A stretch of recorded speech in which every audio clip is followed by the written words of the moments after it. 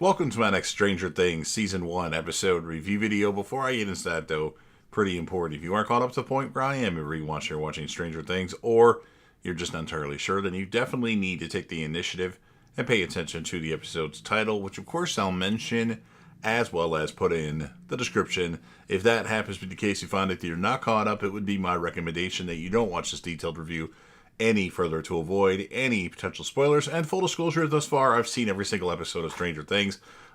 Pretty awesome show. One of my top 20 favorite shows of all time. Might even be top 10. I'm not exactly sure where it falls, but this rewatch will help me determine that. Obviously, getting ready for the final season of Stranger Things, which I'm hearing is going to happen in November, but that's not a guarantee. And I hope, and I should have all these review videos done in time for the newest season of Stranger Things, which I'm sure they'll take a break and go into 2026 as well for that, to make people keep Netflix longer or subscribe to Netflix more often. But awesome show, and wanted to rewatch it and let the show resonate. So with all that said, this will be Stranger Things Season 1, Episode 7, or Season 1, Chapter 7. The title of this episode is called The Bathtub, and this will be my review reaction recap after just finishing watching the episode. We start with Mike and 11, and they share an intimate moment where they almost actually kiss before being interrupted by a frantic Dustin, having received a frantic call from Lucas warning them that the bad men are coming. Seeing the repairman outside, Mike asks his mother if she scheduled any repairs, which she did not. The kids flee on their bikes as Brenner watches them from the front lawn.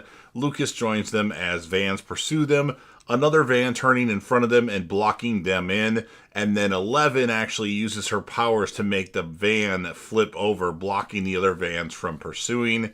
And then after they escape, Lucas apologizes to 11 for his behavior, and 11 apologizes for misleading the group, and then Mike and Lucas reconcile over their fight that they had. Joyce and Hopper find her son in custody, Jonathan, and find his and Nancy's hunting equipment in the trunk.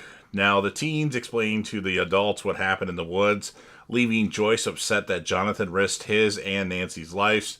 Hopper leaves the group briefly to deal with Troy Walsh's mother, shouting at Callahan and Officer Powell for ridiculing her son's story about how his arm was broken.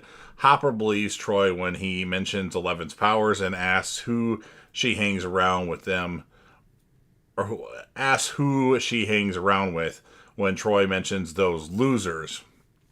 Karen finds a stand for a strand of hair from Eleven's wig, just as Brenner, Connie, and the group of Hawkins National Laboratory soldiers come to the door and search the place. Brenner finds the Benny's Burgers shirt 11 wore when the boys found her and claims to Karen and Ted that Mike is in danger. Dustin notices a helicopter searching for the kids, and they hide their bikes under the abandoned bus before hiding themselves in the bus. So they went to the junkyard place, their kind of hangout, to hide from the Hawkins National Laboratory people, and they've got to hide inside something because they got a helicopter on the loose now. Steve Harrington nurses his injured face and argues with Tommy and Carol. He almost fights Tommy before leaving abruptly and cleans the graffiti he left off the movie theater out of guilt. The teens and adults watch the soldiers take suspects or items out of the Wheeler house.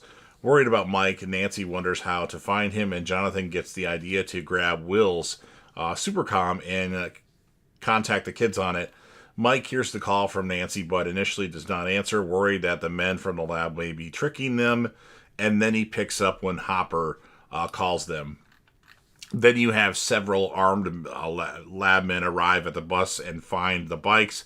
Before they can get on the bus and find the kids, Hopper arrives and incapacitates them. They all meet at the Byers house, and the boys explain the gate is inside Hawkins' lab, and Hopper recalls seeing it when he broke in. Joyce and Nancy ask 11 to find Will and Barb, but she is not powerful enough to locate them after lifting that vehicle, the van over, and making it block all the other ones. And then washing herself up in the Byers bathroom, she notices their bathtub and gets the idea to build a makeshift sensory deprivation tank Dustin calls their teacher, Scott Clark, and learns how to make one, learning he needs a large quantity of salt, and the group drives to Hawkins Middle School.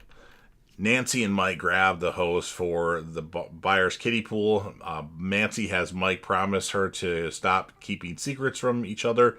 When they ask each other, they both deny their respective attractions to Eleven and Jonathan. Joyce sets up a makeshift blindfold for Eleven. Basically, she puts like, a eye mask thing or goggle thing and tape them with duct tape.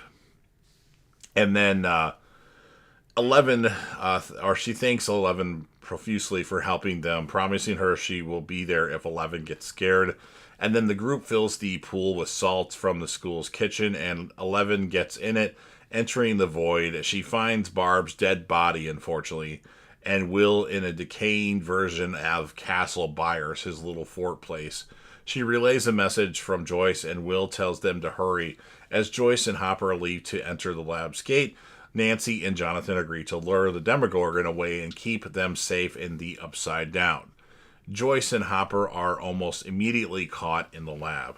And then we have Will laying in Castle Byers, weak, cold, singing "Should I Stay or Should I Go?" But it's more like "Should I Stay or Should I Go?"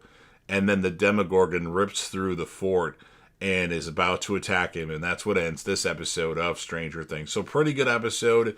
I'm going to give the episode an 8.7 out of 10. My characters of the episode, I mean, they're all good. They all do a really good job. I'm going to give it to Joyce, Hopper, and 11. Take your pick from those three, but like I said, everybody does a good job.